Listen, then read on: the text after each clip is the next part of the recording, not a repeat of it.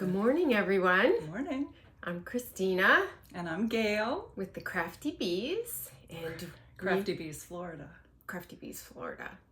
We are here to talk to you about knitting and beekeeping in Florida. Mm-hmm. So, Gayle, how was your week?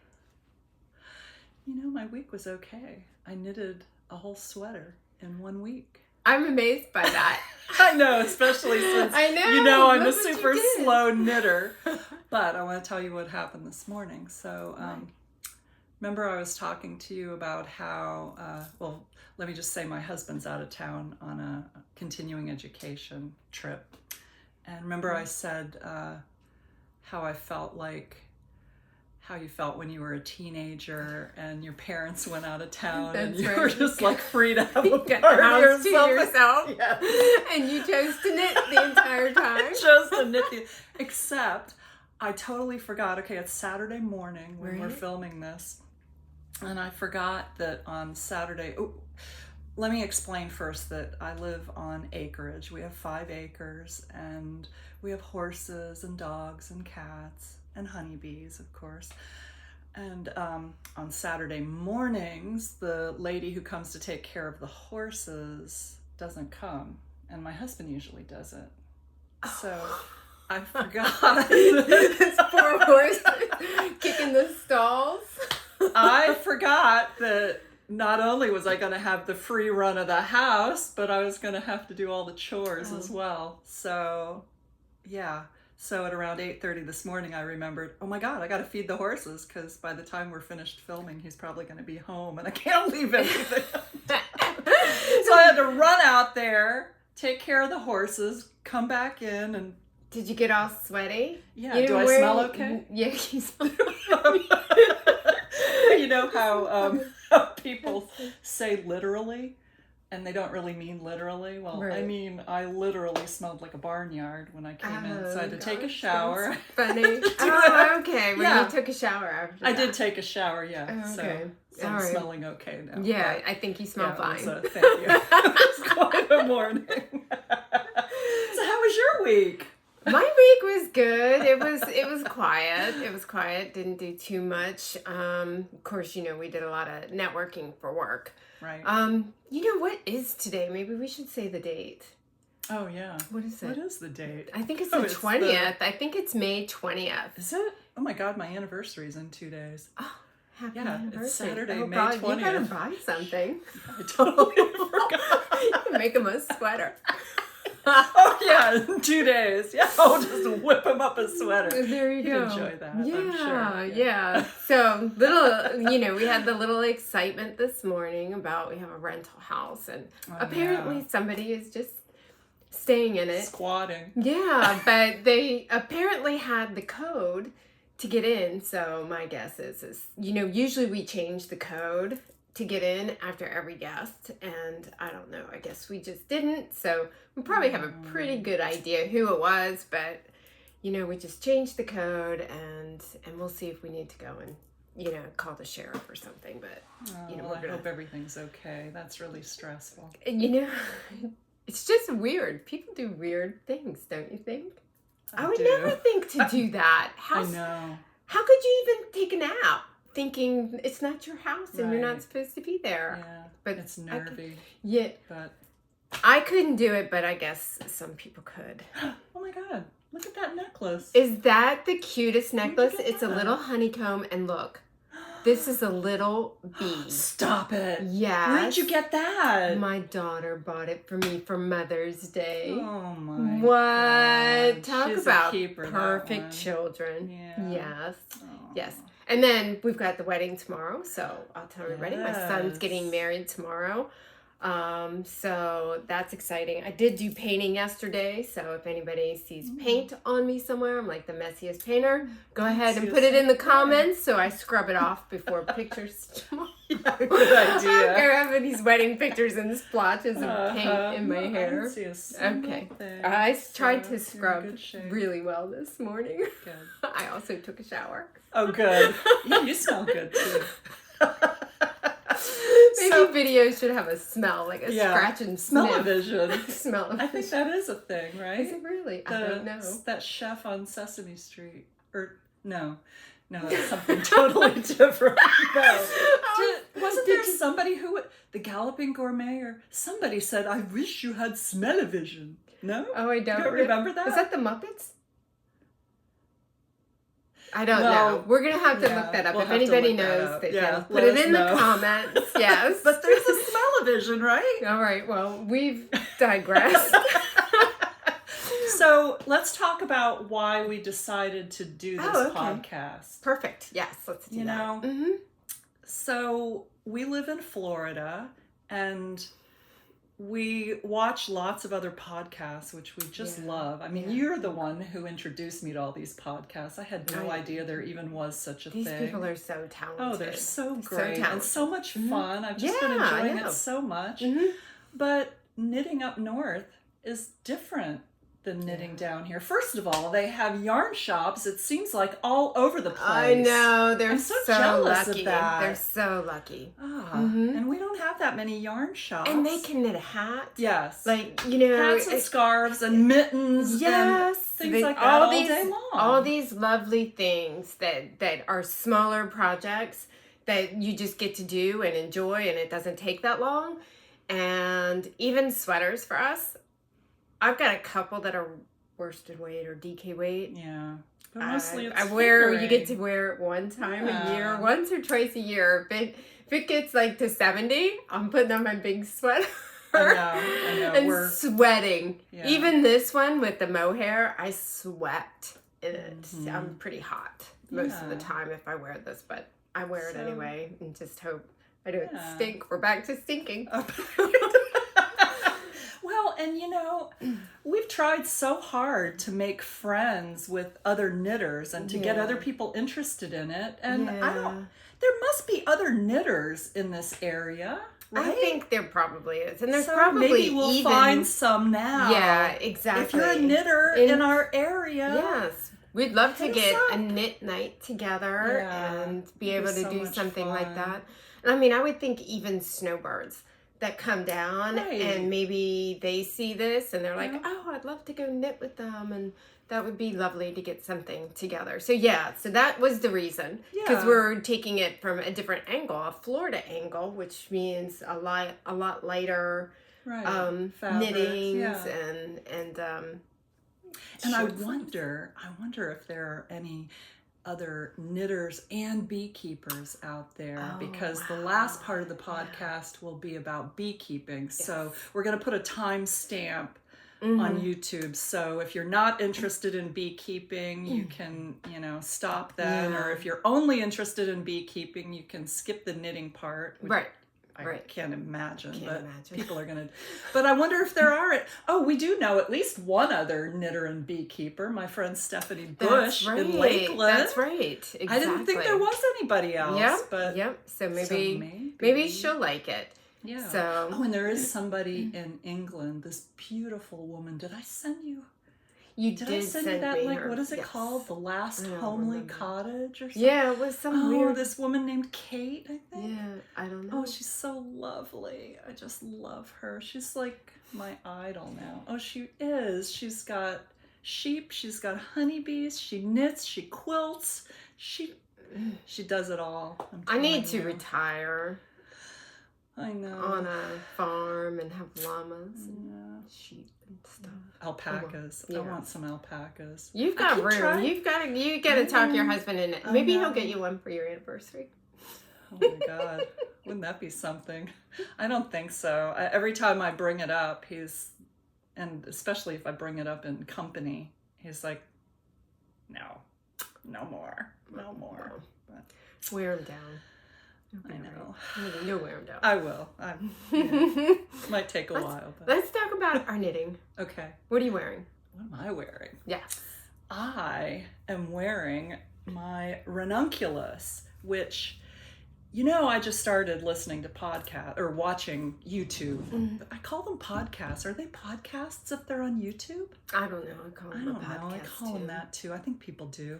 Yeah. Anyways, I was so excited about this. And this week, as I've been knitting away and watching podcasts, I realize everybody else in the world has made a ranunculus. I haven't. It's in my list, but I haven't made one. There's so many. Beautiful. But now I understand why, because it's an easy knit. It's fast. That's fun. That's just beautiful. It's so fun. I know I haven't even blocked it yet. So these little cap sleeves are they're so curling up, but I love it. I love it so much. Should I stand up? Yeah. Well, can you?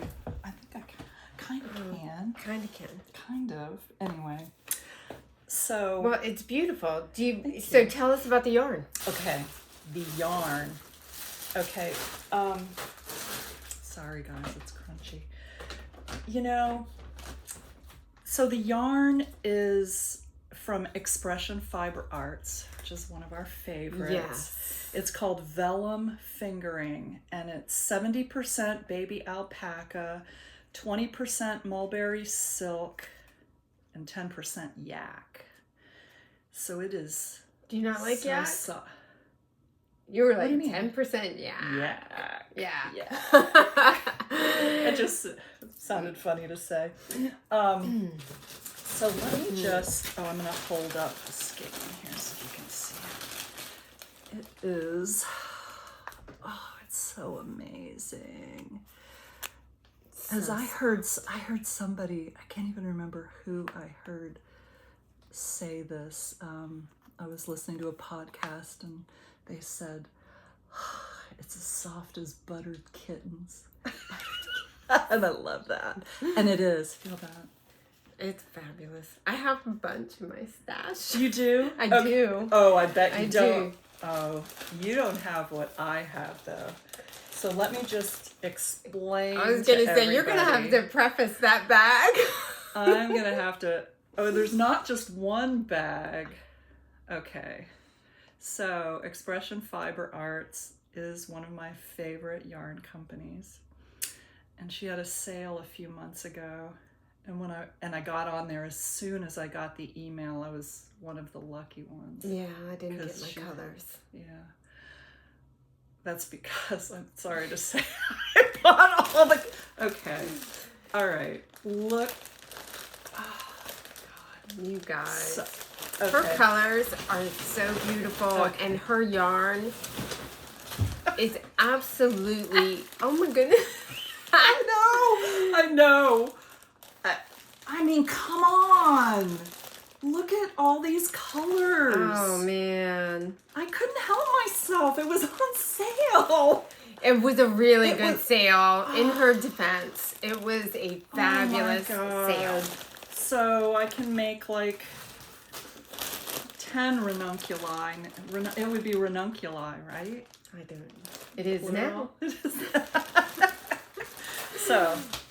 So that's my fingering stuff. That's awesome. What are you wearing? I love this. I have on the Rocket Tee. So I'll just stand up. Oh, see, there's the little bee. So, and this is Miss Babs. Of course you can. Let me look. I should have had this up while you were talking there, and I didn't. But it's Miss Babs.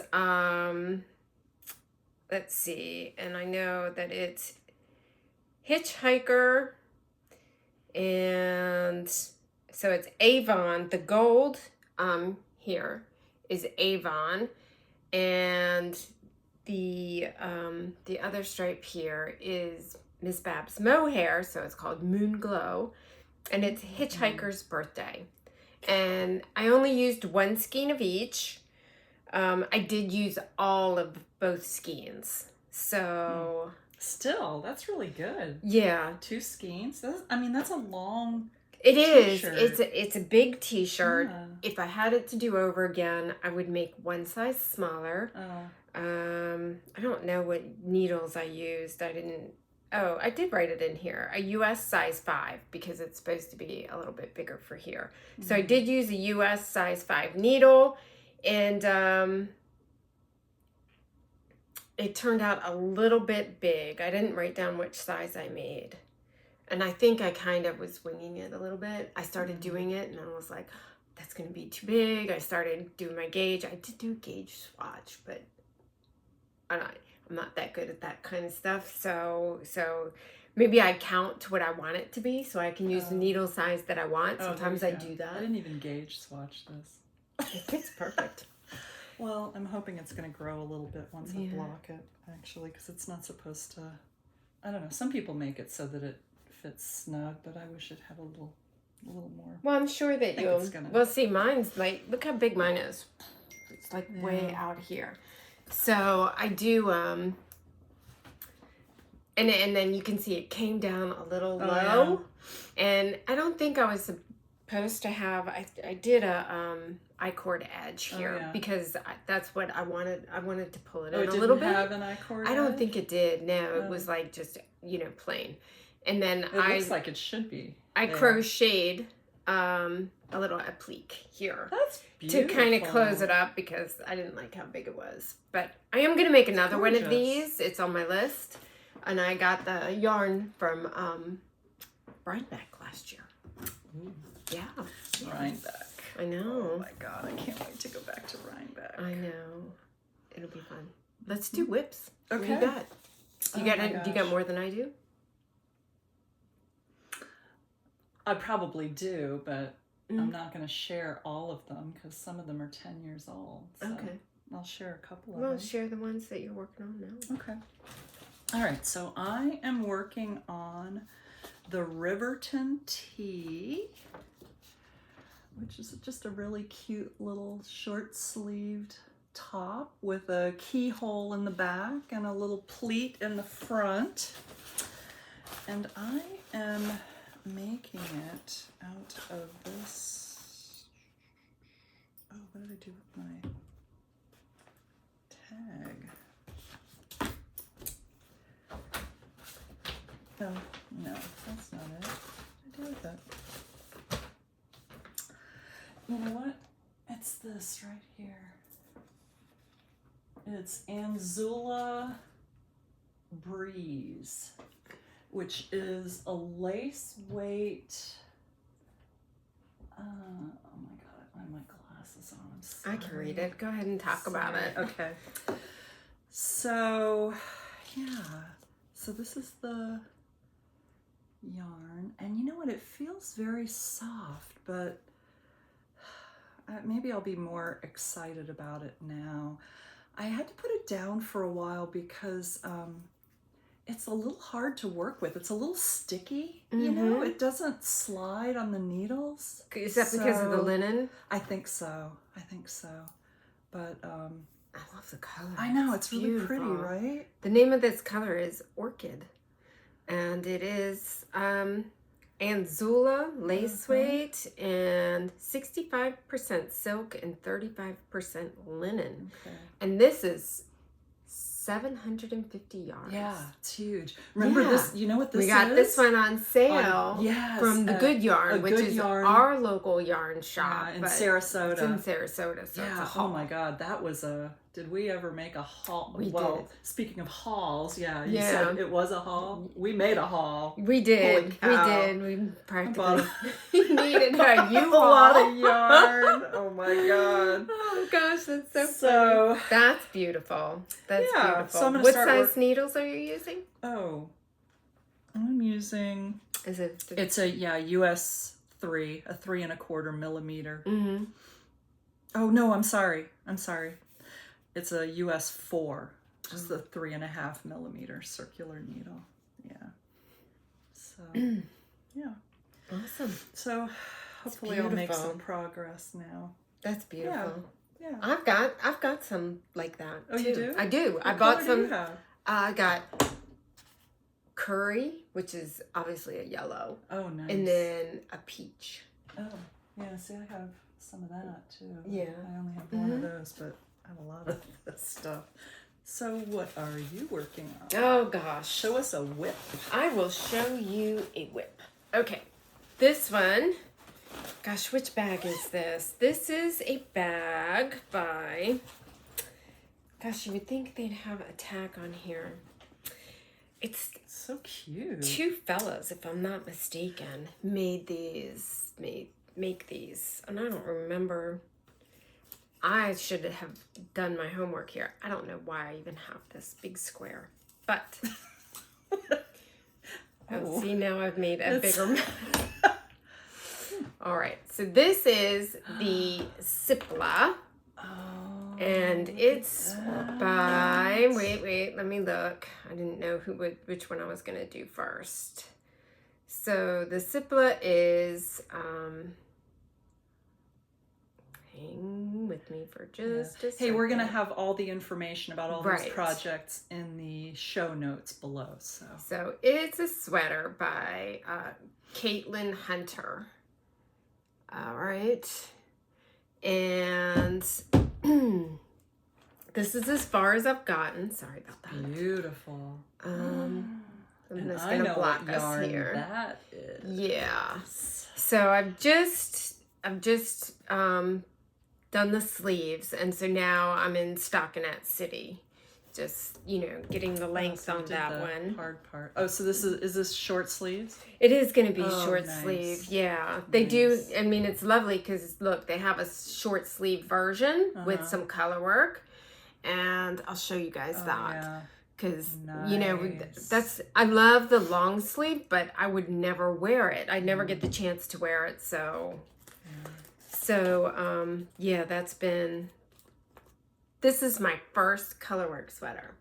Oh, you're doing a beautiful job. So I haven't tackled that yet. I don't know how it's gonna block out. I'm hoping it blocks out very well, but we'll see. Since it's the first one, I'm trying not to get too attached to it. Floats. They look good. Yeah, but it's some I carried away. So it was like 6, and I was like, I don't feel like catching it. And then there's a couple spots where I caught it, and you can kind of see the other color coming through. But do you know what I just said? I you know what? I'm gonna forgive those things on this. If it looks good, and I can wear it, that's sufficient. Yes. I don't think people should be all up in my business on my sweater when I'm wearing it anyway. That's right. If they're noticing that, they're too close. That's right. And so the yarn that I am using for this, how would you pronounce that? Ula and Leah. Ula and Leah. And I'm going to show you the label here. It's backwards a little bit, but it's made in Mongolia, and this is what you purchased for me. I did. 100% baby camel wool from free-range camels. You guys, seriously? Yes, please. Yeah, so this is a very small company. I should have done a little more research so I could talk about it a little more. Oh, there's some information about it. I can't read it because I don't have my glasses on. All right, I'm going to put my glasses on here so I can. So, yeah, so he, sourced through our partners at the Sustainable Cashmere Union. All of our baby camel wool is sourced directly from free-range camels raised by traditional, sustainability-focused nomad herder cooperatives in Darvolzhin village in Mongolia. The unique, bitterly cold Mongolian winters force livestock to produce incredibly fine fibers to sustain them through the cold. When baby camels are finished using their downy coats to endure their first winter, herders brush their fiber when they start shedding in the spring. This specific environment and sourcing delivers the finest baby camel wool on earth. So I couldn't resist when I saw that. How was I supposed to resist that? Well, I had to buy us both I don't think you can. No. I don't think you can. And it does say that you do have to wash it. pretty good in order to get. It's got a lot of all the spinning oils, the oils and stuff on it still. So, but look, it's super squishy. I absolutely adore it. I think it's going to be fabulous. Yeah, you should use yours. I know I should, and so, I think I probably actually even have it down in here because I couldn't. So that's what I'm working on. I'm just going to show you this because you guys saw it. I mean, it's like a square, a giant square just for checking your gauge. And it's fabulous for doing that, but it's kind of weldy in my bag here. I wish I had written down who did this bag for me, but look at that. It's adorable. Flamingos. And I know, I got it on Etsy and... Oh, here it is. Here it is. Fancy Boy Designs. So cute. I know. The little, it's a flamingo, and it's charm. Yeah, you but can take it off. You can take it off and use it as a marker. Oh, yes. So Fancy Boy Designs. Adorable. I absolutely love their bags. I've got a bunch of them. That's adorable. So, all right. What else you got? Adorable. What else am I working on right now? Let's see. What am I working on? Where's my... What do I do with it? I think I Miss Bab's bag. I can tell you that.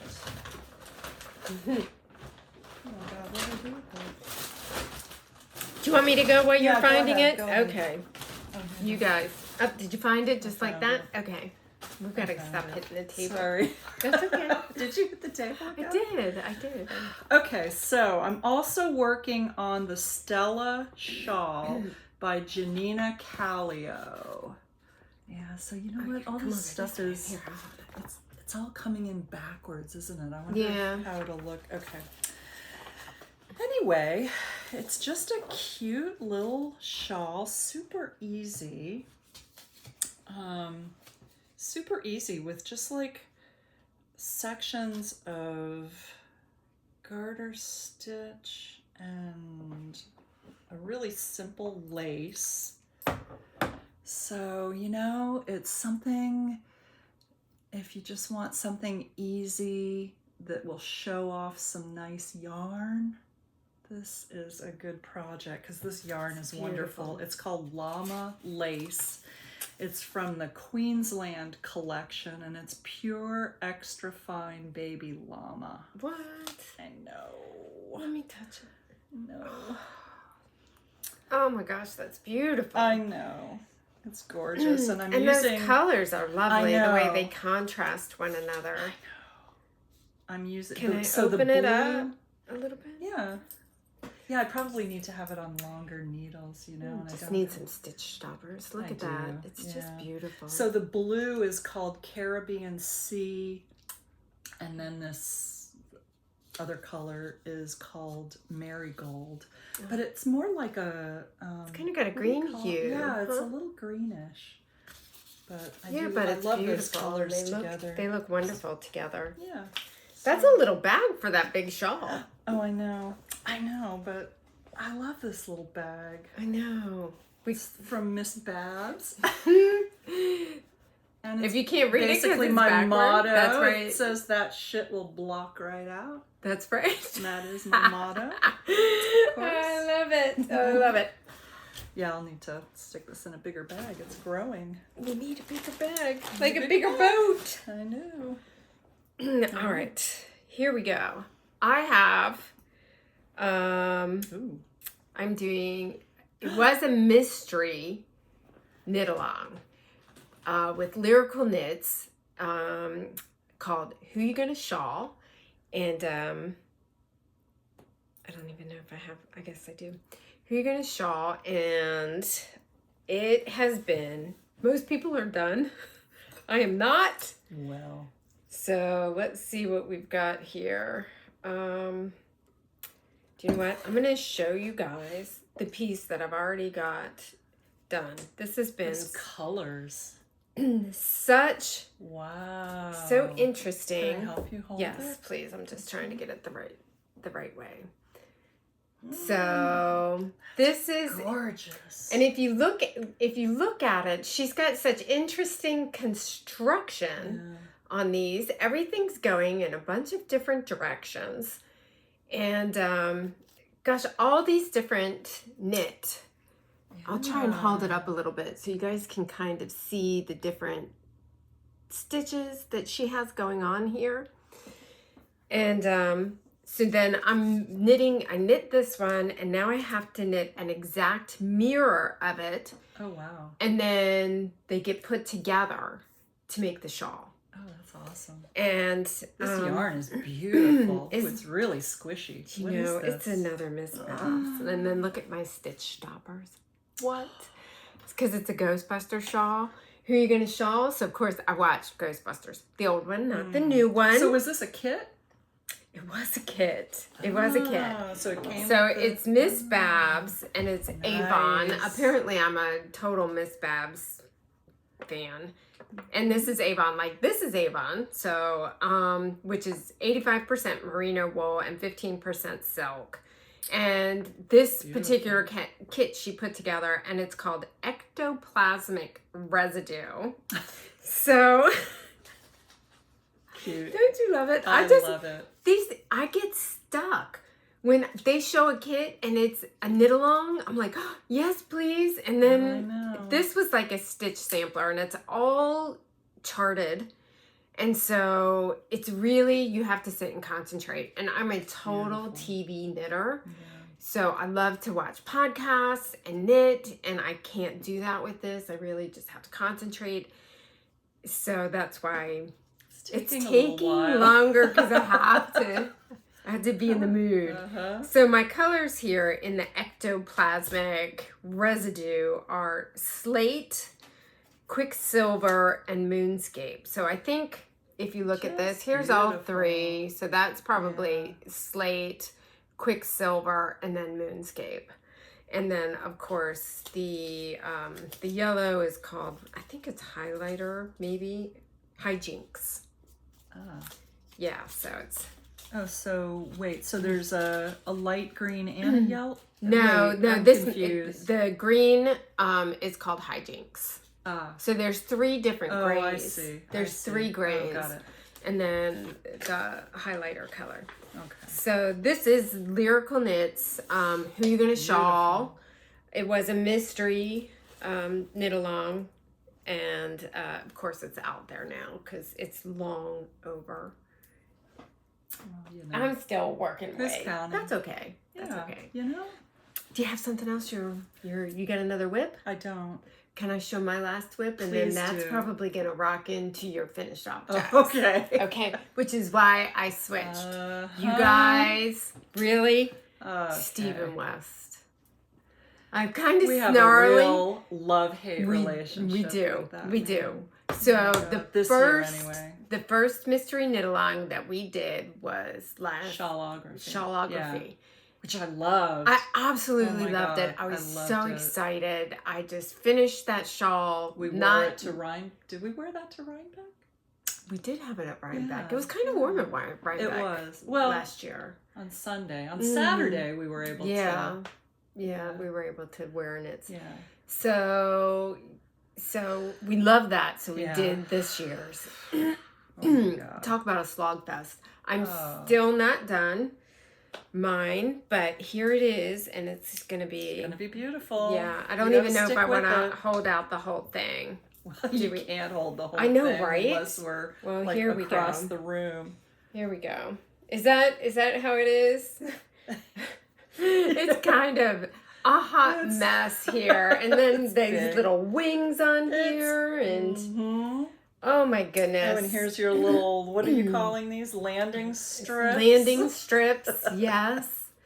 So I am on beautiful yarn. Clue 3 or Clue 4.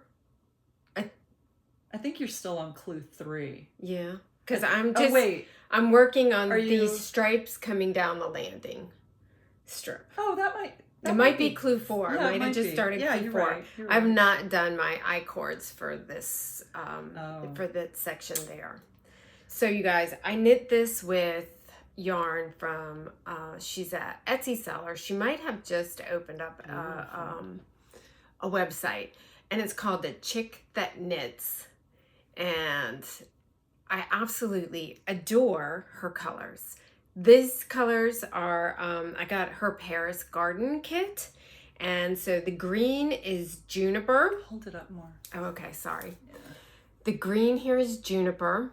This is Purple Rain, like I'm the reigning queen. Oh. Yes. And clever. I was thinking Prince. I know, right? Every time you've said that, I've thought Prince. Yeah, nope, it's Purple Rain. I don't know why. And then the pink is called Paris Gardens. And so I ordered a kit from her because I absolutely adored it. And it was the Purple Rain, the Juniper, and the Paris Gardens, and it had another pink with it called Carnation, which I ended up splitting the kit, obviously, and not using the pink Carnation in here. And then it's beautiful. And then I had to, of course, order a couple more skeins to finish this because Stephen West always makes a nice schlinklet for us. So should I move this back a little bit? So does that make a difference? Okay. I don't know. I don't know. So yeah, so I'm still working on that. So I've got 2 knit-alongs that I have to finish, and my sweater.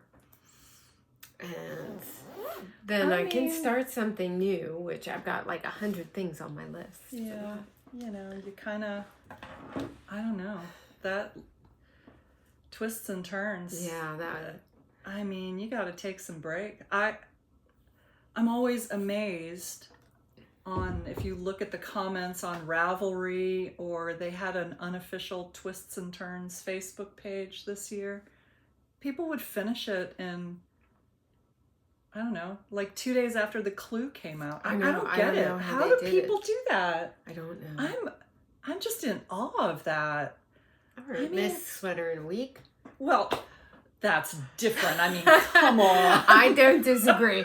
I think especially this Twists and Turns with all the bind off and pick up stitches, and I know he loves his I-cord edges, and I will say it's beautiful. Yeah, just beautiful. Shall I show mine? Yes. I'm very proud of this. I thought I would never finish it. Oh, yours is so beautiful. I just love your colors. Now that it's finished, okay, so I guess I'll just show half of it. Look how beautiful that is. I couldn't even do the very last section because I was, you know, there's another section with some points that hangs down from the bottom of that red part in the middle, and I just couldn't make myself do it. But just beautiful. Yeah, it did turn out really nicely. And here's my little I-cord. Okay, so look at when it came to those little I-cords, I was like, you're not doing it. I am not doing it. I'm sorry, Stephen, if you ever see this. I love you so much, but so you know what I did? And I bought one for you too. I bought us each an I-cord maker from Amazon. It was like $17.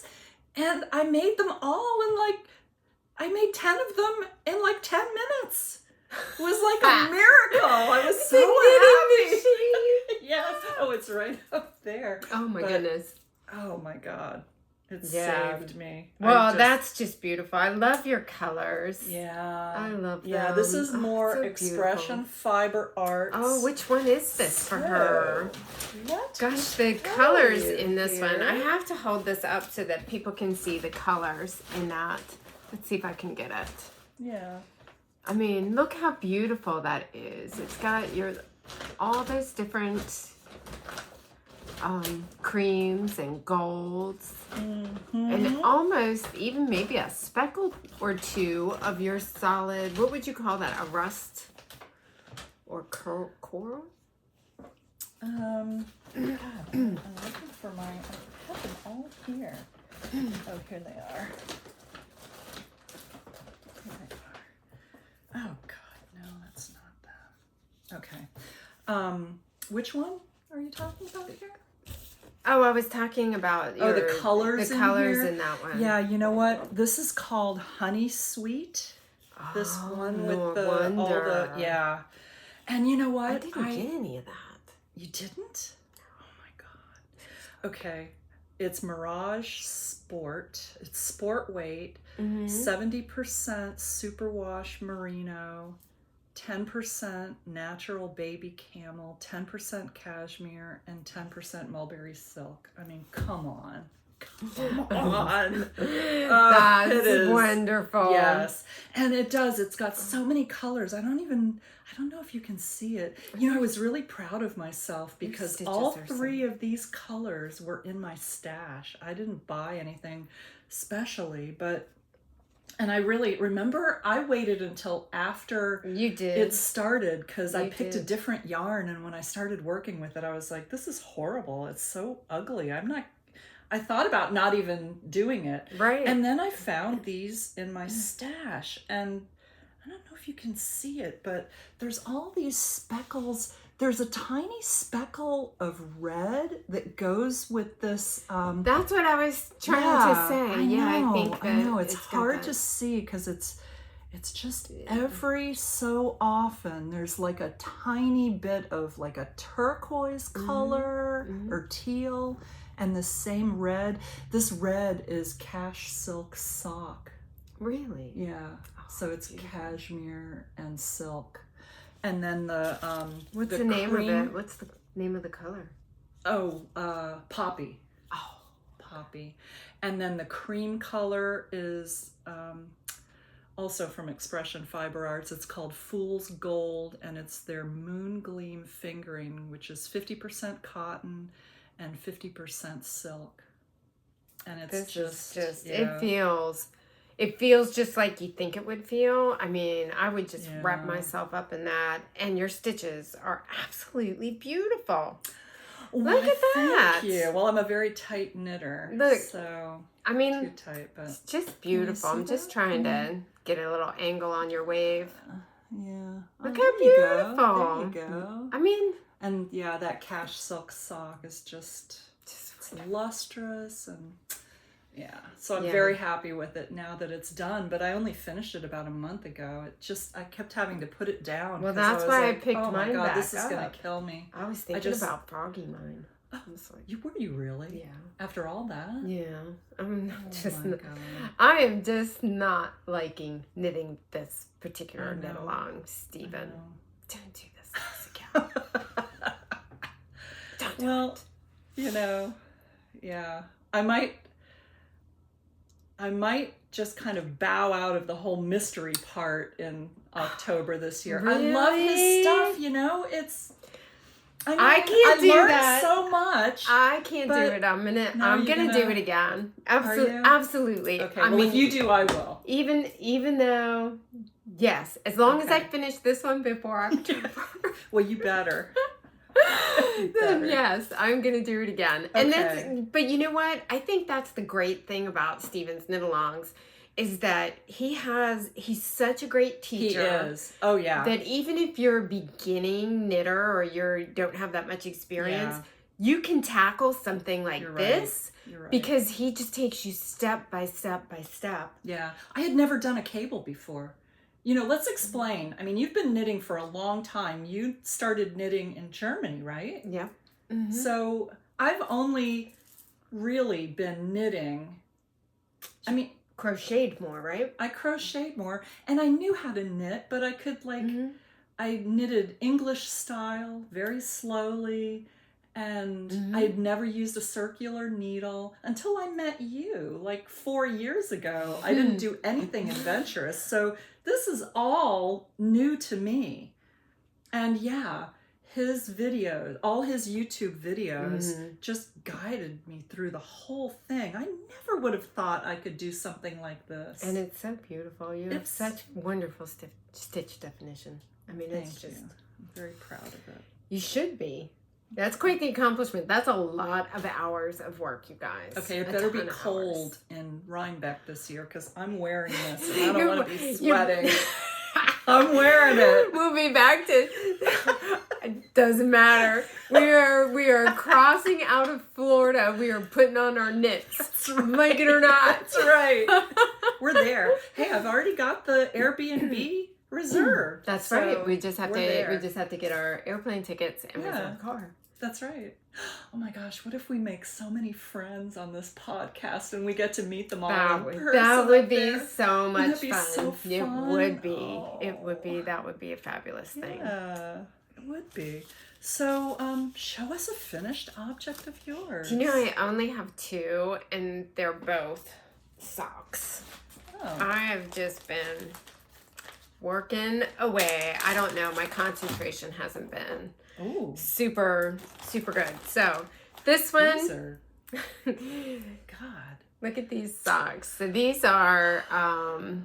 those are amazing. I did them 2 at a time. Maybe I should hold them back here. Yeah. There you go. Oh yeah. There so you go. these were knit 2 at a time. Colors. This is an Etsy dyer, and it's called Turtle Purl, and so she does the self-striping socks. So, and she splits them into 2 skeins for you. So, oh my God. Yeah. That's amazing. Yeah, so it's... Well, everything about sock knitting is amazing to me. You know, all of these podcasters, well, and you. I like everybody is so good at socks, and I'm so bad at socks. Listen, if anybody has any clues to help me be better at socks, can you send us a comment? Can you send me some encouragement? You just have to do it. You just have to do it. I wish one day I even thought, oh, maybe I should put my one pair of, those socks that I've been working on for about 2 years now. Maybe I should show those. And then I was like, I can't show those. They look weird. They're like for, I don't know, maybe Fred Flintstone would look nice in them. I don't even understand what happened. I am dying to see these socks. I don't know about you guys, but I'm dying to see your Fred Flintstone socks. Somebody with very fat ankles will enjoy them. I don't know. I don't know. These are just, look how beautiful these are. And I bet these fit you like a dream. They do fit nice. So this isn't any pattern. What kind of heel is this called? Do you know, I think I might have just, I'm thinking about what I did with this, and I said 2 at a time. I think I did it in 2 at a time, but I did like a tube and a cut-in heel.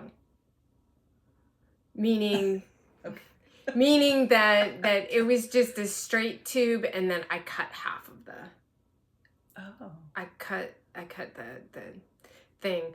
Wow. And usually what I do when you're doing a cut-in heel is you put like, you put a piece of yarn through the one needle, because you've got your stitches on both needles because you're going in the round. And so you put some yarn to hold like a stitch holder? Like a stitch holder. And you do it on the top one. And then you use a scrap piece of yarn and do the next row of knit to knit them together. And then you continue on, you change back to your regular yarn and then continue up with your tube. So that when you're ready to do your heel, when you're ready to do the heel there, you so you finished your tube and you put your needles back in on both sides. And I didn't even notice how these stripes go. Look at, so cool. I didn't notice the gradient of the browns and tans. Yep. Turtle Purl from Etsy. And this colorway is Save a Horse. What's the rest of that? Ride a cowboy. Sorry. We have prudish knitters on here. Well, you might want to change the channel. Oh gosh, that's funny. That's funny. Okay. All right. So what else you got? Oh, so I have a couple. Oh, this is really pretty. I love this one. I know. So at Rhinebeck last year, I had never, you introduced me to Miss Babs, but I had never seen any of her stuff other than, what you've knitted. Oh, you guys. So they had such a big booth at Rhinebeck. They did. We had to actually go the second day on Sunday because you Oh, couldn't even get in the booth on Saturday. Do you remember? We went through that first building and I was just like, I got to go outside and sit down. I couldn't even. There were so many people in there. I was so overwhelmed. I mean, I've never been to anything like that before. I know. And I was just overwhelmed. So many beautiful yarn dyers and spinners. So much everything. Yeah. Oh, and the llamas and the alpacas and all the sheep. Oh, I loved it. Anyways, okay, so at Miss Babs, she had a sample of this cowl.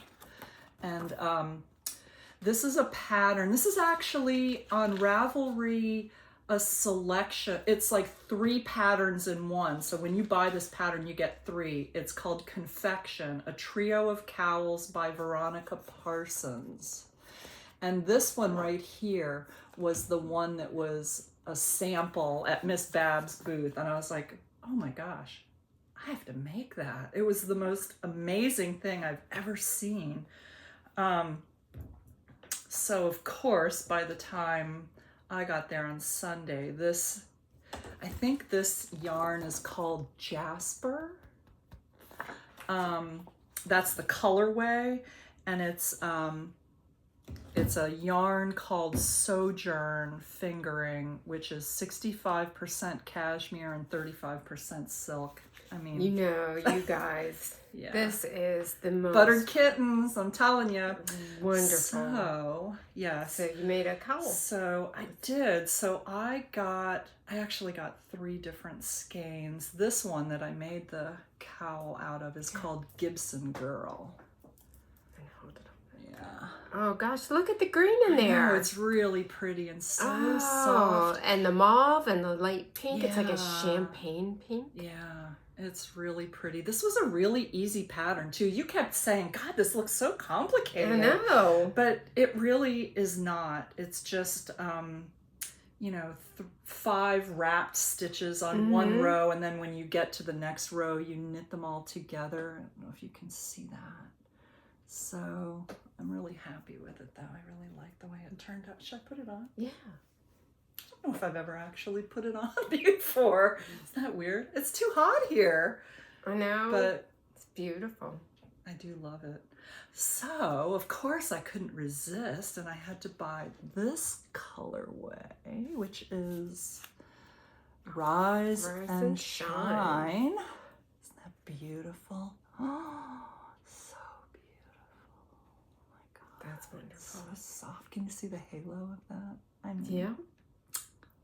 That's wonderful. It's only 200 yards, so, but this only took 1, so you can make a cowl out of that. You can make like the softest thing to have around your neck that you've ever had. And look at this one. Look at that one. Look at this one. This is called Soundscape. Totally different. It's just, oh look at that. Look it's at that. Beautiful. Isn't it beautiful? Just beautiful. So yes, I have to figure out, maybe I'll do the other 2 cowls that are in that trio. There you go. Yeah. Why not? Yeah. I do love it though. And I love the way this turned out. I was very proud of it. Yeah, it's beautiful. It's beautiful. Mm-hmm. And that stitch, amazing. Yeah. Amazing. Yeah. Should I show another one? Because I do have a couple. Yeah. Okay. Go ahead. All right. Let's see. Okay. You guys, this is something really cool. And okay, I'm gonna take this off now because I'm sweating. You can even see. Look at how I know. You heated right it's up like there. 92 degrees here today. Not in my house, of course, but it feels like, these back rooms don't get as cool as the front. Anyway, okay, so I found this pattern. I don't even know how I found it. That's so cool. It's so cool. So this, I don't know if you've ever heard of a Mobius Cowl. I was looking for something easy to make for Christmas presents. And I found this free pattern on Ravelry called the Easy Mobius Cowl by Haley Waxberg. And if I'll have it in the show notes down below, but you can either go to her website or it is also on Ravelry. But it's this cowl that's made with a half twist. Let me see if I can, let's see how you can see that. So it's got a half twist, and I'll be honest, I made, how many did I make? I made one for Angela. I made one for each of the ladies in my book club. I made one for my dog. I've made about 8 of these. Okay? Can I hold this one up? You can hold that one up. And I'll be honest, I still don't even understand how it works, because you cast it on using this special cast on by this woman named Kat Bordy. And if you get this Knit-O-Matic, I'll put a link to Kat Bordy's YouTube in here too. She's got this special cast on where you cast on a circular needle, and you're casting onto the cable and the needle at the same time. So, and then you put a half twist in it.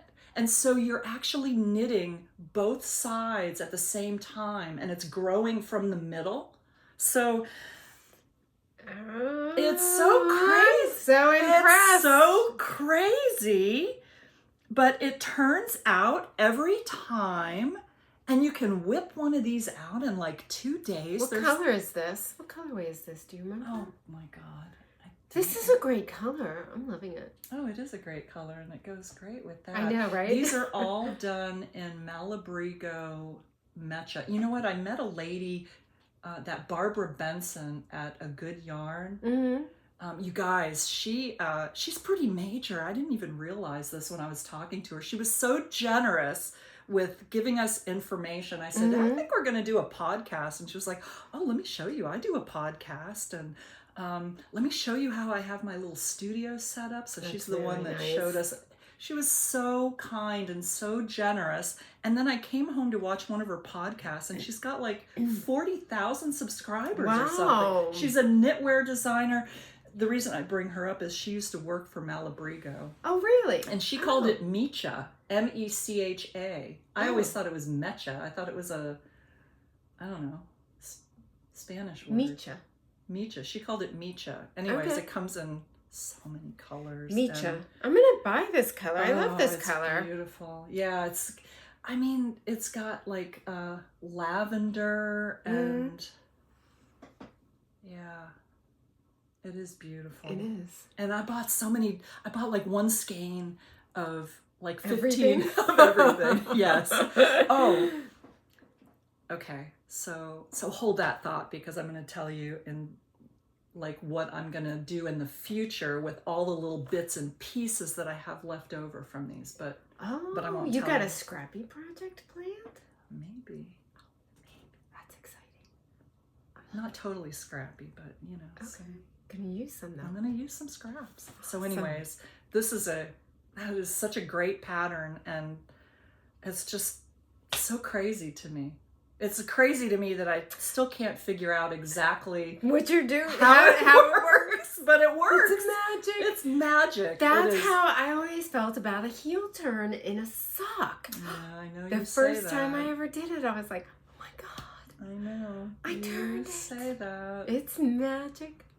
It was like, it's magic. We're just sitting here in silent awe. I can't figure Knitting it is out. magic, and designers are magicians. That's all I have to say. I couldn't design anything. Oh my gosh. You guys. Oh my gosh, yeah. In this, I didn't even mention What? who the designer of the Ranunculus was. Everybody knows. Do they? I'm sure Not that everybody. I'm What sure did I do that with it's all over. I know it's over there somewhere. Yeah, it's over here. Midori Hirose. When you said designers are magicians, I told you there was one little thing under the arm, when you go to split for the sleeves on this, one little instruction that this pattern is so well written. You know, for somebody who's not a really experienced knitter, that makes all the difference. And there's something that she says about that first stitch when you go to split for the sleeves, you know, when you're going to do some increases. Right. She says, pull that first stitch really tight so you won't have a hole. I was like, I don't even know what that means, but I just paid attention and pulled the stitch. You followed the instructions. I followed the instructions. Yeah, I don't do that a lot, but I'm learning. Well, I do. It was amazing. Yeah. It closed that hole up. It was, yeah. Well, it's a beautiful sweater. I'm going to make one. I'm going to make more. Because, you know, everybody's getting one. Everybody's getting one for Christmas. Yes. Ranunculi for everyone. Yeah. So I go with ranunculus. Yeah, okay. That works too. Oh, gosh, it's funny. All right, so I got another pair of socks. Oh, those are lovely. These are so cute. You can kind of see the pattern there. These were knit one at a time. I use circular needles, size 1. Usually Chiaogu. Is that how you say that? Chiaogu? I don't know. Anyway. Chiaogu? It could be. Chiaogu? I don't know. I don't know either. Everybody says it differently. I've heard many people say it a different way. I know. So this is a pattern called Mexican Waters. Is that right? I think that's the name of it. Mexican Waters Lattice Sock. And it is by Mary Jo, I think. Mary Jo Park. And it was a free pattern. The pattern is very well written. It's fabulous. I had trouble though. I really kind of, I just got done, you guys, doing, and I meant to bring them and show you, Stephen West's Painting Bricks socks. I loved that pattern. I enjoyed knitting those socks so much. I saw a picture of them. Yes. You got to put that picture on our new Instagram. You know, we have an Instagram. We just started a new Instagram just for this. Yes, Crafty Bees, Florida. So follow us on Instagram and share what you're doing. Yeah, and we'll follow you. Yeah. So I didn't love. Make friends. I just finished Stephen West Painting Bricks, and I absolutely loved it. I actually made two pairs because my granddaughter Violet said I would wear those. And so I made her a pair. I don't know if she'll actually wear them or not, but I made her a pair. And so I thought, oh, these are kind of similar. You know, I don't want to do the same. And so I started doing these. For some reason, do you know what? It's not the pattern. The pattern's fabulously written, and the yarn is great. Yeah, but you know, you can't really see the definition because of the speckles in the yarn. I think if you had a plain, I don't know, so light colored yarn, because it's such a beautiful pattern where you pick up what is that? How do you do that? You slip 5 and have the yarn in front, and then you do another row, and then on the second row you pick up that yarn in front, and so it makes that design. But I mean, because I didn't enjoy them that much, I started making mistakes. And look, the second sock. So this is Jenny's stretchy. Super stretchy. Super stretcher. Well, because bind on. No, this is not, because it's Jenny's stretchy bind off, but this was a cast on. So the German twisted cast on. You made top down socks? I did. So maybe that's it. Well, Stephen West was that way, so I did it, and I actually enjoyed it. Maybe I need to try. I actually enjoyed it. So maybe I'd like it better if I did top down. You might. You always told me that bottom up was so much better. I did, but I really enjoyed doing the top down too. So I just made a bunch of mistakes on this, and I didn't even go back and fix them. I was like, I don't care. Yeah. Let me tell you about the yarn though, you guys. The yarn. It is Hugh Loco's Backyard Chicken Collection. And you know, I can't resist anything chicken. You know what? With my you haven't chicken even said, because she has chickens. I do. I've got 14 now. And they're so beautiful. That's called chicken math, you guys. You start with one, and then they're lonely, so you get a couple more, and then one randomly dies for some reason, and then you have to buy 5 because you could lose them. So then all of a sudden you have 14. So I did drop off some eggs to a neighbor this morning. She says to me, Christina, do you have any eggs? I sure would like to have some. And I said, yes. And she's like, you know, I'm going to have mangoes soon.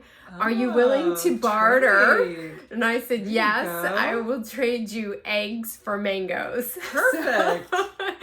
So it's worked out. It's worked out. So this is Hugh Loco.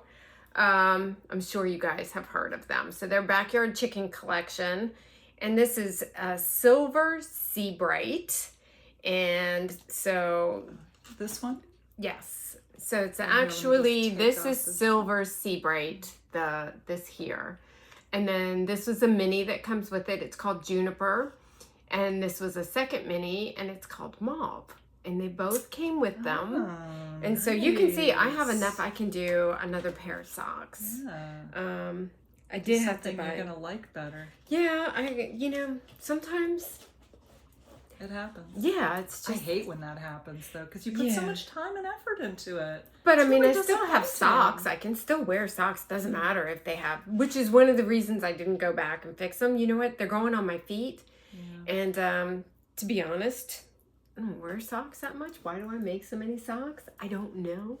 I'm always barefoot. It's I've got these 90 horrible degrees, okay? I got these horrible calloused feet because I'm always wandering around barefoot in the barnyard. Lovely. I know. Barnyard. I don't have a barnyard. I know. I don't have a barnyard. I have a barnyard. I know. I don't walk around. Oh my God, there was a snake out by my barnyard today. A black snake? Yes. Oh, that's good. I know. He's a good keeper ratter? Because do they get rats? They get rats. Oh, yeah. good. He was big. He was right on the edge of those ferns. Have you seen any rats recently? Maybe he's eating them. Maybe. I didn't see one today. He's like, this is like a buffet. I'm loving it here. Because you guys in Florida. And I'm probably gonna break a lot of people's hearts here, but you do. Well, of course, in like New York and cities and stuff. I think everywhere there's a farm. Well, yes, you're gonna have rats, but there are a lot of rats in Florida, you guys. Lots of rats. Don't tell people that. They're gonna be like, I'm not watching this podcast. We're talking about barnyards and rats and snakes and that's true. Nasty calloused feet. We are civilized. We promise. Just putting it all out there on the very first one. Might as well. Yeah. People being like, these are weird women. Oh my God. Very weird women. We're not watching them anymore. Right. Can we talk about like our wishes and what we want to do in the future now? Yes. Is that Yes. where we are in this? Yes. I think we're gonna have to pick up the pace. We're running. Oh, we are? Okay. Yeah. So let's do it. Okay. All right. So, oh my God. you guys, we do have a wonderful yarn shop in Winter Haven called For Purls. And you might have heard about the yarn that's created there called Emma's Yarn. What the story is, the owner has 4, I don't know if they're all daughters, 4 kids, right? Because is it 4 daughters? I don't have any idea. I don't either. Anyways, Emma, one of her daughters, started dyeing yarn when she was fabulous 14 or something. Isn't it amazing? She's only like 22 or something now. I know. And her yarn, get out, you guys. Really? So sometimes we do a little road trip, and sometimes we meet our friend Stephanie, who lives in Lakeland, and Look at this. So, the last time we were there, they had this shawl. I don't know if you can see that. It's called, What is it called? it's called Pop Rocks. Oh, thank you. Yeah, Pop Rocks. Pop Rocks by Callie Monster. So, this is going to be probably my next cast on. Look at this. It's beautiful. So this is all in Emma's yarn. So the main color is Himalayan salt. yeah, it's her crazy beautiful color. Super silky. Oh, I guess super silky is what it's called. It's 80% merino, 20% silk, and the color is Himalayan salt. Oh, look how beautiful that is. Do you see? That's great. And they've got that little pink. Oh, it's beautiful. It's beautiful. And then the accent colors are this, this. Surrey alpaca. It's actually Surrey silk. So it's 74% baby Surrey and 26% silk. And that color is Foxy Lady. Look at that. And this is called Drops of Jupiter. There you go. Oh, God. So pretty. So, This is lovely and soft. Yeah. So soft. So yes, so I'm gonna do that. You're gonna cast that on, I'm huh? gonna cast that on. Nice. What are you gonna do? You know what? Since we're talking about Emma's yarn, Ooh, what have you got in there? It looks I like have- an Easter basket. I know. Oh my God. I love color. She loves color. So I bought this when we were in Winter Haven. And so this was their anniversary color. And it is called 13 Going on 30. Oh, that's beautiful. Oh my God, look at the halo in that. Yes, and this all is the in the colors. Surrey silk. Now, I have not actually got a pattern for this one yet, but this is Ooh, what's that? this is Expression Fiber Arts, Oh my God. and What is that? this is lace, alpaca silk lace, 50% baby alpaca and 50% mulberry silk. And it's Expression Fiber Arts, and the color is Purity. Oh my God. And so I was What? thinking to hold this with one of these, Yes. to hold these together. Oh, you gotta do that. And this is going to be a sweater for Nikki. Nikki had asked me. That's her daughter. Yes, Nikki's my daughter, sorry. She's so beautiful. And she's like this big. She's absolutely adorable. And she's so super smart. Yeah. Well, you know, do we say that? Does everybody say that about their children? Probably. No, I don't think so. No? If they're not smart, you just don't say anything. Oh, okay. But she is That's smart funny. and beautiful. She's smart Yeah. and beautiful, and she's fabulous. She's just a everything. wonderful person. And so she does yoga. She's a yoga teacher. And so she wants a sweater to just kind of pop on after yoga. You know, if you were running like a to the little grocery cropped store or something. thing. Yes. Yeah. So that's what I'm thinking. I can do a little cropped sweater. I haven't picked a pattern yet, though. I haven't really found something because that's lace plus lace. So probably a fingering, a light fingering, because both of those are very small. You know what? So it'll be a light fingering. Ask our new friends. Yeah, for if some anybody has it. suggestions. Now she's Isn't that young. fun? Yeah, she's young. She's beautiful. She's Yeah. just popping it over She's her. teeny you know, tiny. Yeah, her You shirt. just see that. So I think she's cute not and light. lacy. No. She knows, because I thought about the ranunculus when I saw yours. I was like, oh, that's beautiful. I could whip that up. But she's She not doesn't really, she like won't that. do Oh. the lace and stuff. Now, I've seen some patterns out there, maybe with a cable and it's cropped and you could wear it front or back. Or one of those ones that crosses over. Yeah, she wouldn't wear that one. Yeah. Yeah. So anyway, that's another wish on mine. That's what I'm gonna do. So if anybody has like a little cropped sweater that, you know, can go with light fingering, and you have a suggestion, toss it in the comments. Do you have another? You know? Oh, yes. Remember I was gonna, my little scrappy thing? Oh. Okay. So, all right, along with all of the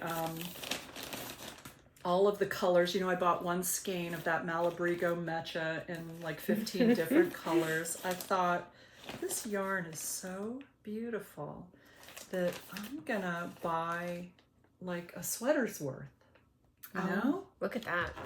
So I actually did that in 2 different colors. I just lost my mind lately, I'm telling you. Let me see. So this is Zelda. Okay. So well, I'll just show one because we're running along here, right?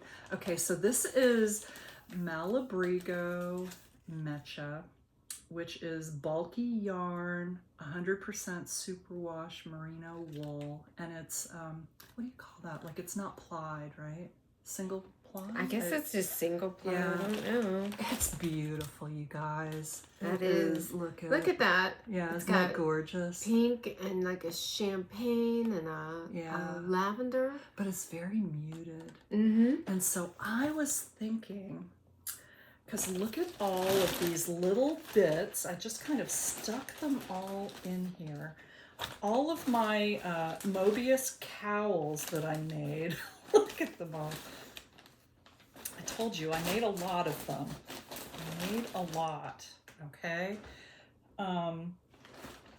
Look, so I've got little bits of all of these gorgeous Malabrigo mechas. And when I went to our yarn shop, I said, listen, I'd like to do a colorwork sweater in a bulky yarn. What do you have that's like a bulky, like I was thinking of something like a spin cycle or something, you know, with a gradient. And she was like, yeah, you're not really gonna find that. Not in this area anyway. We don't carry a lot of bulky yarns. And then I thought, well, what about the bits and pieces that I have from all of my other... So you're gonna make a sweater? Yeah, so I want to do a colorwork sweater. My first. I've never done a colorwork sweater before. But look at that. Isn't that beautiful? Oh, wow. This is that. That's amazing. I think that's what I bought you for your birthday, isn't it? That Arco Iris. I'm loving it. I'm Isn't glad. that beautiful? Yeah. Oh, look at this though. Do you need to make Look a sweater? at this. Oh, that's like, it reminds me of dragons. Look at this. I think this is called tobacco or something. Oh, it's so beautiful. And then there's this. So you see, I have all these little bits and pieces that isn't that a good idea? Do you think that's a good idea? I think that's a fabulous idea. Yeah. Look. Oh, so beautiful. I can't. Oh, look at this one. That's gorgeous. You get excited I about know, every single I do. color. You're like, I know, because I love it's a them. new color. And this yarn is so easy to work with. It's just a dream. It works up really fast because it's bulky and it's slippery, you know, so it works really well on the needle. Slides on the needle. Yep. Very nice. So I'm going that's to my show idea. one more. Okay. And I'm Please almost do. And then we're going to move on to... Oh, you're going to show the one my dog tried to eat before we even started today. So you guys, I was watching the Grocery Girls and they had this hedgehog fibers. So this is the one where they've got scraps. All those little colors are scraps. It's like recycled? Yes. And you can actually take your scraps and send them to Hedgehog Fibers. And they'll put it in? They won't do a skein just for you, but what they send you is, like, depending on how much you send, they'll give you, like, a coupon for a percentage off. Wow. So, so they had these, and I'm like, oh, that's just beautiful. I want some. And they have a couple of different colors. So I'm going to make, a sweater, and the sweater is the Night Bloom sweater, and it's by Tracy from from the Grocery Girls. I think. Is her name Miller? Is it Tracy Miller? I don't know what her last name is. But the pattern's like in a spake tricot. It's probably French. Espace tricot. So that's what I'm gonna make, and it's actually a free pattern. And so the color work is mohair. Oh, so wait till you see this color, you guys. So you've seen already. So Gayle's muted, and she loves these muted colors, and because I'm very demure. Yeah, whatever. So I'm like trying to pick this stuff with the mohair. I'm trying to just work from stash, but we went to Winter Haven, and so you know you have to buy something. What are you gonna do? You drive an hour and a half and come home empty-handed? This is mine from stash. That blue. What do you think about that? Oh, I love it. Yeah. Oh. I knew you would like the blue. Oh yeah.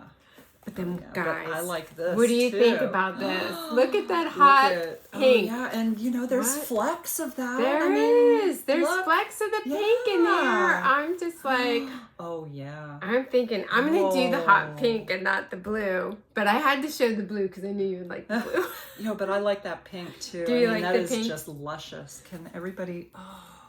No, these are mohair. This is the mohair, and this is Emma's yarn. That's gorgeous. And so, what's the name of that pink?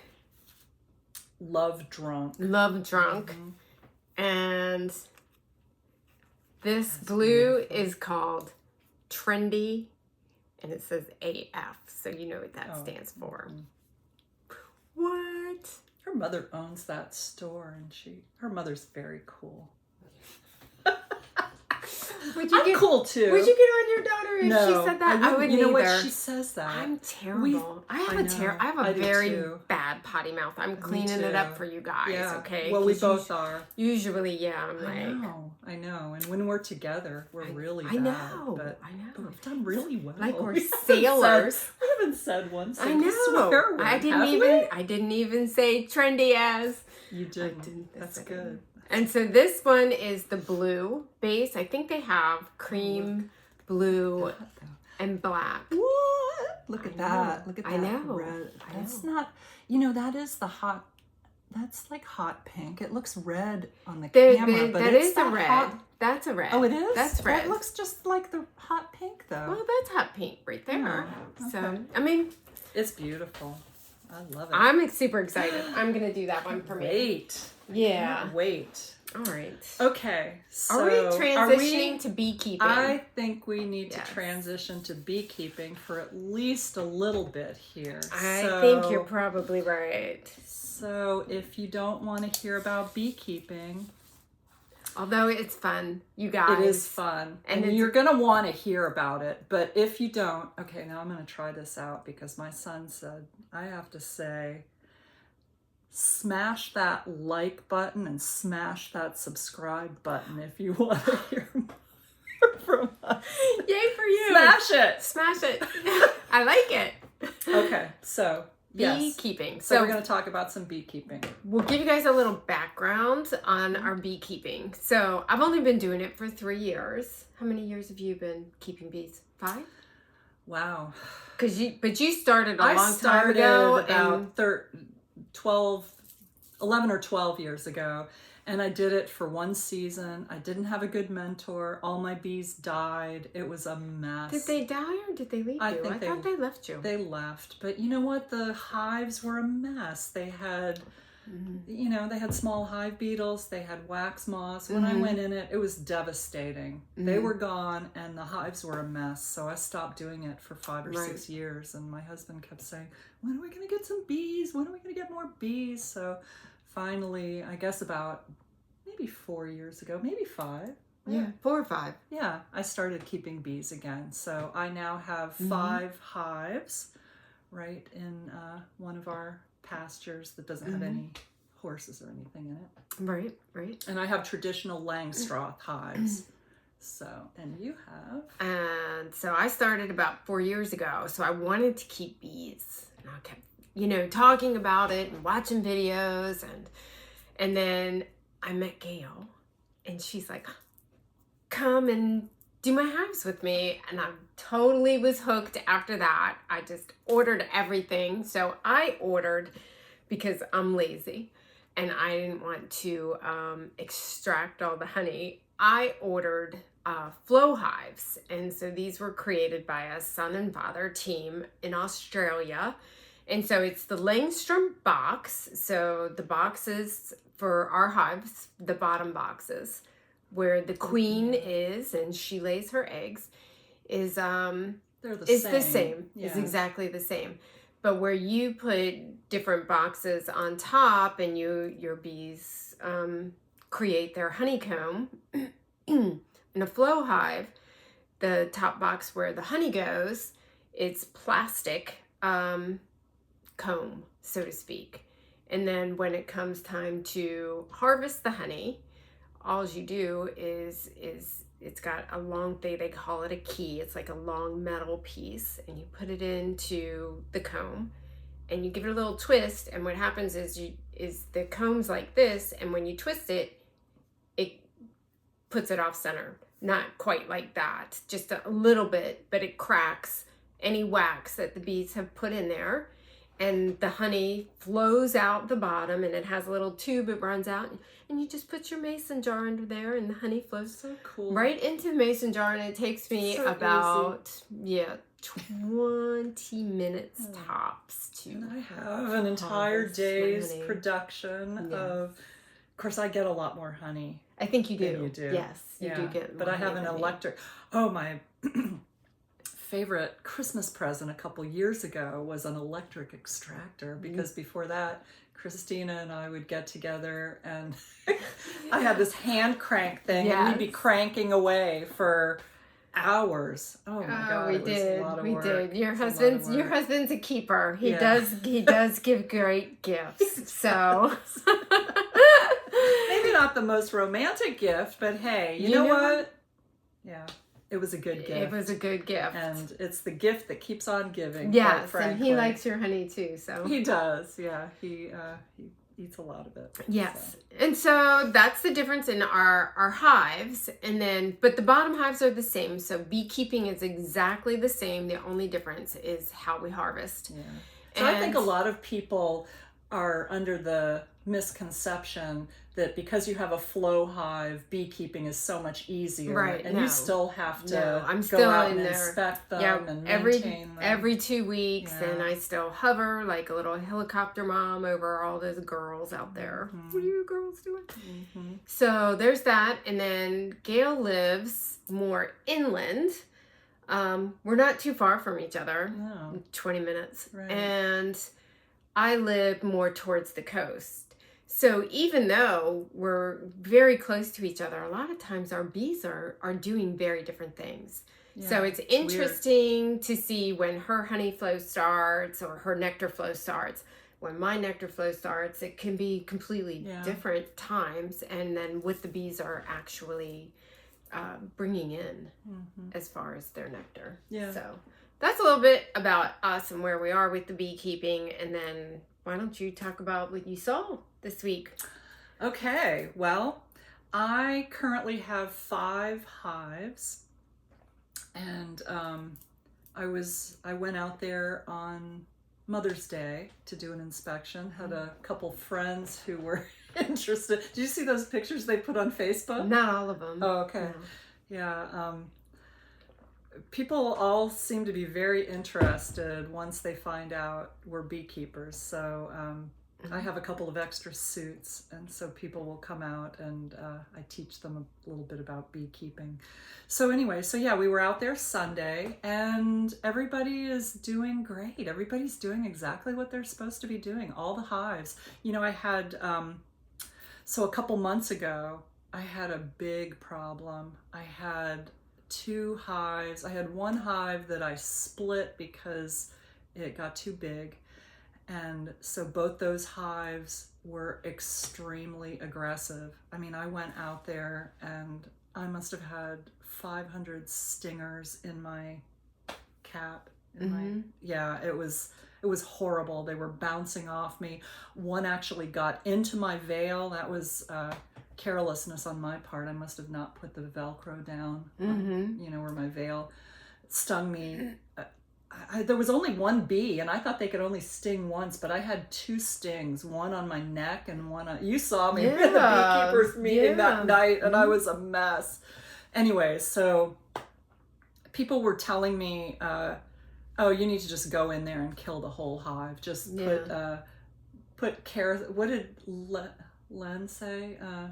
I think Lynn said to block off the front and put some gasoline. A rag with gasoline. He was like, that'll take care of your problem right away in 30 minutes. I was like, I don't want to do that. Yeah, that was... So I ended up buying a couple of I felt like the queen's genetics were bad. Yeah. So I wanted to requeen the hives to... turn over those genetics, because I felt like they must have been Africanized or something. I was going to say, if you guys don't know, I don't know where the African bees are, but they are in Miami, and I think up to about Fort Myers, maybe.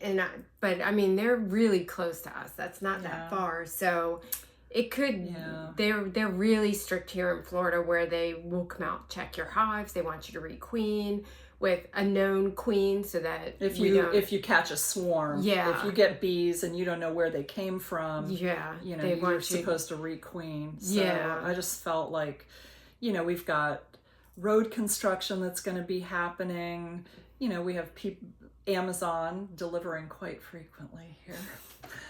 I couldn't take a chance of having somebody mean bees. So I went in, I killed the queens, and I got 2 queens with good genetics from a professional beekeeper in our area.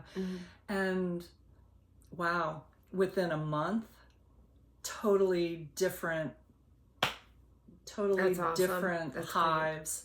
They are gentle now. I mean, this girl that came to visit me on Sunday was really nervous. She was like, what am I going to do if I get really nervous? And, I'm really scared to be out there. I mean, I don't really like bugs. And I said, well, I tend to have a very calm personality most of the time. And I said, well, if you feel like you're getting nervous or, a little panicky, just walk away, go sit down. There's some chairs over there. She was fine. She said, I couldn't believe it. They were very gentle, and we checked both those hives, because I really want to make sure those 2 that had the bad queens are doing well. Totally turned things around. That's awesome. So they are. There was lots of pollen, lots of capped honey, lots of uncapped honey. So I think probably in the next few weeks I'll be doing an extraction. Nice. Yeah. Nice. So everybody's doing well. Fun. What are your guys doing? Girls. What are your girls doing? My girls are doing great. I was okay, I'm going to tell you a little story. I don't even know if I told you this. I might have saved it. So my very first hive, my hives are color coordinated. I call them, I've painted them. They very shishi hives. They look a little like, I tried to make them look like the islands, like maybe Barbados or, something like that. Very they're colorful. So I call them by color. So my very first hive was my blue hive. So that's my blue queen. She's not laying great this year, but she's the oldest one. I've had her the whole time. And that hive is so absolutely nice, but they are lazy. They're the laziest bees. I never get much honey from them, but I'm kind of okay with that because I just like them. I like them a lot. But she's really not laying much this year. She's not. It's the smallest hive I have, and they're not overwhelming me with what they're doing. So, but I'm not going to do anything about it. Eventually, if you guys don't know this, that the workers will end up killing the queen, superseding her. Yeah, they'll kill her and make a new queen. Yeah, when you see some queen cells. Well, I'm gonna leave them. I'm gonna leave them and just let they'll do it when they're ready. So, they weren't super great. And then I had the yellow hive, which is doing wonderfully, but for some reason, so how many frames are in my hives? 8. Is it 8? Is that what it's Yes, 8. So they had like 5 that the queen's laying like crazy, and there's 5, and she's doing great, and they had 3. They've been ignoring on the ends. 1 on 3. each end. Nope, 3 No? all on In a one row? side, Oh, all that's in a row. funny. Ignoring them. They A lot won't- of times mine won't do the ones on the end. Exactly, which I the find queen that likes to move up. right. Nope, all the way to the other side. She's laying even in that last one that faces the wall. But they won't. She won't go over and do anything with these 3. So I said she must not like those, and I had put those from a different hive, and I'd had them in the shed for a while. So I said maybe she just doesn't like them. Maybe there's something weird about those frames. So I had gotten, when we went to Winter Haven, we went to Emma's Yarn, but we also went to Man Lake, which is a bee place up there, and I got some beeswax to go inside the frame. And you kind of, so your frame is square, and usually there's a piece of plastic with molded, it looks like honeycomb, and so your bees kind of just go off of that, and it just makes it faster for them to build their comb. And so I just got beeswax that's just molded. So sheets. So yeah, sheets, very flimsy. And I couldn't get them in these frames. I'm building the frames and trying to get this beeswax in there. Wire it in or something? Well, maybe it has wires on it, but I didn't want to drill. I didn't feel like drilling my stuff, so I wood glued it on the side of the frame. Oh, did it work? I have no idea. I've not been back in those hives yet. It could be a disaster. It could be a disaster, you guys, because it was kind of, so here's your frame. Leaning? So it was kind of leaning, my beeswax. Oh. So Well, I don't be know. surprised. They might have just fixed it all. They right might up. have. They They're might pretty have good fixed at that. it. They might. They know fix what it. to do. Yeah. So I was just kind of like, we're Hey, gonna go with it. You know what? They're no. not using those frames right now. Right. So if they don't use them later, No, they don't like that either. they don't like that either. Hey, And I don't know listen, what I'll trial do. and error is every beekeeper I know. uses that. I know, so. exactly. So Yeah. you guys, I'm going to show you what I did, because I got this idea from YouTube, and I should have looked to see who actually posted this. So with the flow frames, This is so cool. I don't get a lot of Wax. wax, Beeswax.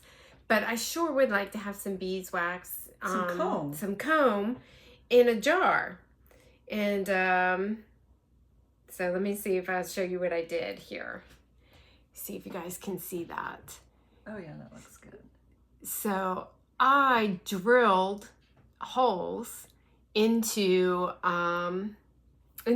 the top, what do you call that? The board. I'm going to show you guys how I did it here. So like this is the top board. They call that the inner cover. The inner cover. Okay. And so I just took my jar, obviously. Oh, let me grab these. So I took my jar and then, set it down on there, and then, with the Sharpie did that. And so then I took my little drill cover and drilled the holes. And in my jar, you guys can see, I melted some beeswax. It smells wonderful. So I just put it at the bottom, and just that smell will draw the bees up into it. So they started building comb in those jars. So have they really? You can see the comb now? yeah, I'm gonna actually I can't wait to see next that. week when I get back in there, I'm actually gonna pull one of the jars off and see if I can get a picture for everybody, because Yeah, good hopefully idea. That's they're such a in cool there idea. and they're building some comb. Yeah. But you guys could see on that picture, I kind of dripped the wax down the side. I didn't know better because you can't see. So, Well, I mean, yeah. so Next time, you'll yeah. just have See, I to- had the wax like all the way down on the side, so you couldn't really see. But I can see where they're building comb in there. So I'm hopeful that they'll just have a jar full of honeycomb, and I can take it out, give them a new jar. Yeah, pour some honey and in then there, pour and then some you have honey in Coma there. honey. Yes. Yes. That's, You'll be rich. I'll be rich. Yes, you can sell that. We'll have a stall at the farmer's market. I wonder if one of my supplies. neighbors will have to barter for that. You never Oh, know. the neighbors across the street have avocados. I do give them honey for their There you avocado. go. I give them honey already for their avocados There you because go. they've got the big Florida avocados. Delish. Oh God. Yeah, I know. Yeah. So, okay, so you don't have a lot of beeswax because of your flow hives. That's right. I have a lot of beeswax. Every time I do an extraction, I end up with giant Ziploc bags full of beeswax. Sitting in your freezer? Sitting in my freezer. My husband's always like, you gonna do something with this wax because we have no room for food now. It's just giant wads of beeswax. You don't taking up need my to eat shelf. honey. Come on. So, I am really excited, and by the next time we get together, I'm gonna have done a few things here. So, I do have a lot of honey that I need to use up before we do our next extraction. So I'm gonna make some honey bombs, which is honey with grated lemon peel, grated ginger, Put some grated turmeric in there. turmeric, fresh turmeric, and then some black pepper, because you have to have black pepper for the turmeric to, it's like for an the activator or something. for the health Yeah. benefits. So I'll give you guys a recipe and show you what that looks like. It's really good. It's so and so delicious. many people that because I made up some big batches and gave it away as Christmas presents, and of course around Christmas time everybody was getting sick, and so many people have said to me, oh my God, I'm convinced that helped me get well. Oh, yeah, it's because they would put a big spoonful of that in tea, I have some or just honey. eat a spoonful of it. There's some honey in my really good. pantry right now. It's got lavender and chamomile in there. I'm that sounds infusing good. it because I think that would be really good. Like as a at night you're having a little tea for bed. And absolutely. Well, look what I got, you guys. So So Man Lake had these books. You got this from Man Beehive. Lake? I didn't. I got them from Amazon, but Man Lake sells them too. So. Sorry, Man Lake. Sorry. They were way less expensive on Amazon though. And Beeswax Alchemy. So these books have got so many recipes for salves, candles. Look at it. Honey caramel. Look, all kinds of recipes, lip balms, solid natural perfumes. What? I want that. Emulsifying sugar scrub. I want that book. Okay. Steal it from you? Okay. Yes. Yes, you know where to find it. Well, I know where Amazon is. Oh, yes. Okay, so now these I did get from Man Lake because I have a bunch of wax that I've already strained that's just sitting in my crock pot. I have a special crock pot. Okay, do not use your regular crock pot if you're going to melt some wax. You need to have a special crock pot because you will. Don't use your stuff don't use your utensils from the kitchen. No, you need and it's special not things. that beeswax is terrible. It's that you'll never get the beeswax off of there. Out. It'll be mouth. So, oh my God! You're gonna make some candles. I'm gonna make some candles. I don't know if you can you see that? They're little tiny. This shape is called a skep. That's like the original beehive. You see those in pictures all the time that are made out of right. Straw They're made straw, and then the bees just. So these are little votive candles.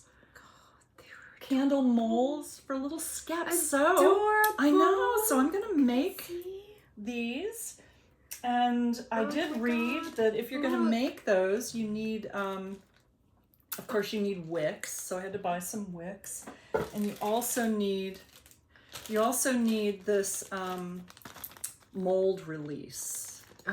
So I got this from Man Lake. Is that like too. WD-40? I suppose so, something like that. So yeah, I'm gonna make cool. some candles, and then did you only get one mold? I did. Okay. I did. I only So got one. I'm starting starting. small. I mean, come on. Yeah. I'm starting. And you small. guys, I'm gonna tell you, if you guys have never cleaned wax, it's a chore. It's not that easy. No. It's really not. I mean, how many times do you have to redo your wax? Oh, I only do it a couple times. I mean, I've never had to purify it enough to go in a candle mold. Right. But I usually, like if I'm just, what I've always used the wax for in the past is to give back to the bees. So, if I have new frames that I'm putting in my hives, it'll really attract them to start building the comb if you put some beeswax on. So what I do is I take a foam roller from Home Depot and take my melted wax and roll extra wax onto the frames, and they'll build it out much faster that way. So if you're doing it that way, you don't, it doesn't have to be pure. So I just strain it once to get the wings and legs and things out of it. But yeah, I guess if you're making candles, you don't want legs and wings and you'll have body to do parts that a few times. Yeah, so I guess I need to do it a few more times. Yeah, but it's going to be great. That's exciting. I know. That's exciting. I'm really excited. So yeah, so everybody's getting honey bombs and candles for Christmas this year. That's right. Yeah, everybody got honey bombs last year, and I'll do it again. Yeah, I mean, they're really good, you guys. These honey bombs. Good. I mean, they're just, if you're a tea drinker and you like honey in your tea, just gives it just a little bit extra, and they're just delicious. And like you said, there's a lot of health benefits with. Oh yeah, especially with turmeric raw local honey. Yes, you're getting all those benefits. And the herbs that you're putting in there are really good for you as well. Exactly. So the ginger and the turmeric. Yeah. Yeah, I love putting fresh turmeric in. I do too. So it always does. I grate it. Do you grate it? So your hands like are orange afterwards. We should try dyeing yarn with that. I wonder if it would make it orange. I bet it would. Oh, that'd be fun. I know. Super fun. I just ordered some. I gave you those. Didn't I give you marigolds from my garden? You did. Did you do anything with those yet? No, not yet. No. I did buy some seeds. I bought a bunch of herb seeds so that I could plant them. And one of the seeds was a sunflower. Obviously not a herb, but I saw it. And the seeds on the inside of the sunflower, it wasn't a particularly attractive sunflower because the seed part was like huge and then teeny tiny petals on it. But they were purple. And apparently they used the seeds from the sunflower, like the Indians have used it to dye things purple. Oh, that would be so cool. Yes. Oh, so lots of things for the future. I'm going to plant those out by the bees. And get my purple seeds and try and I would love to do some natural dyeing. I think we saw one booth last year at Rhinebeck. Yes. Oh my God, it was beautiful. It was the end. It was the end on Sunday, and I was probably out of money. And out of space in my suitcase. That's true. Yeah, that was a... So I didn't get any, but her yarn was absolutely beautiful. And I mean, it's right up your alley with those more muted colors. Yes, I love that. Which I do like those as well. But I mean, I do like bright. Do you know, have you listened to other podcasters about Rhinebeck? I was listening to one just last night or the night before of Kevin and Ray. Oh, okay. And they were talking about booths at Rhinebeck that I never saw. I think we missed an entire section there. I don't think we saw everything. I'm shocked because I was so exhausted. We missed like an entire building, I think. Did we? Yeah. Yeah. We'll do better this time. You guys, that was the first time we'd ever done something. I'd never been to a fiber festival. Had you? No. And I mean, they don't have them here. They just don't have them here. You know, I mean, we have a good yarn down in Sarasota, Right. but that's a long ways for us. Yeah. The one and 4 Purls, that's an hour-and-a-half drive. Yeah. So... There is a nice, I think it's called Suncoast Yarns. It's a nice yarn shop in Tampa. Oh, really? Oh, Yeah. I've never been there. Yeah. But still, that's an hour away as well. Yeah, so when I meet the kids, my kids live in Tampa.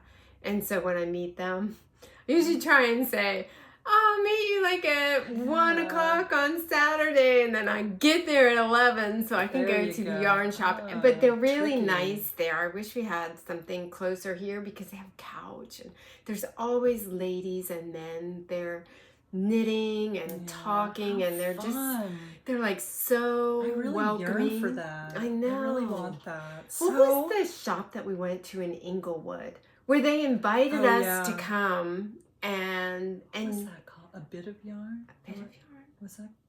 We'll have to put it in the show notes, you guys, because it was a yarn shop in Englewood, nice. and we should give her a shout out. Yes. Because they were anybody's so down there in kind. Northport area. Yes. And Yeah. they invited us. We stopped in on our way to Naples. We were going to take pictures of the burrowing owls, which is something to do if anybody's visiting Naples. No, Cape Coral. Cape Coral. Cape Coral, not quite to Naples. Yeah, they just have these amazing. little owls, and they burrow in the ground. They're tiny little endangered owls. species. Yeah. Yeah. Just Adorable. crazy. So cute.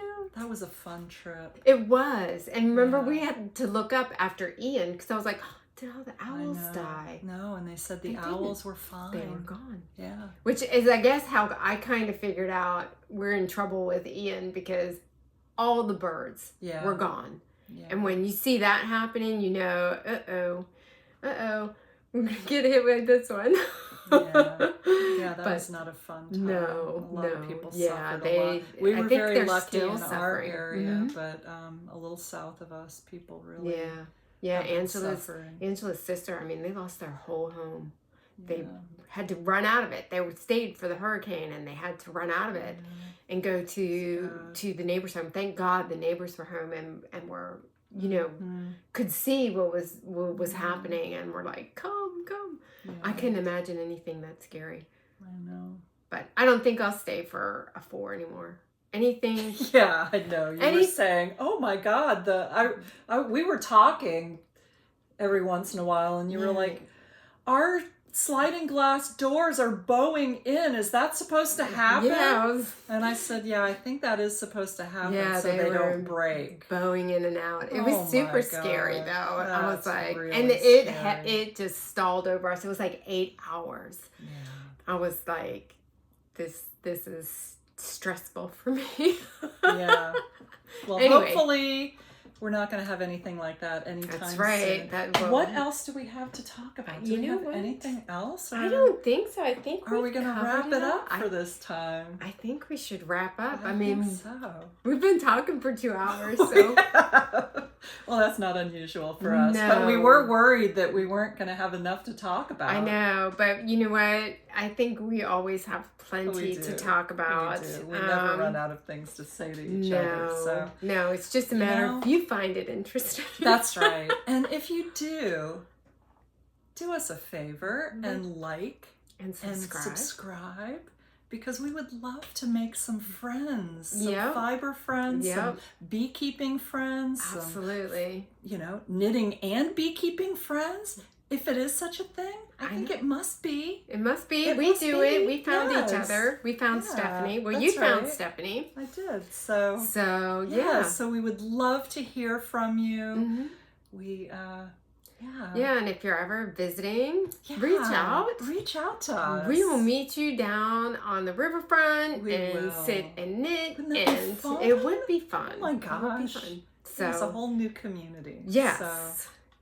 So, well, without further ado, we'll see you in a couple weeks. Yes. All right. Happy knitting and happy beekeeping, everybody. Yes. Bye.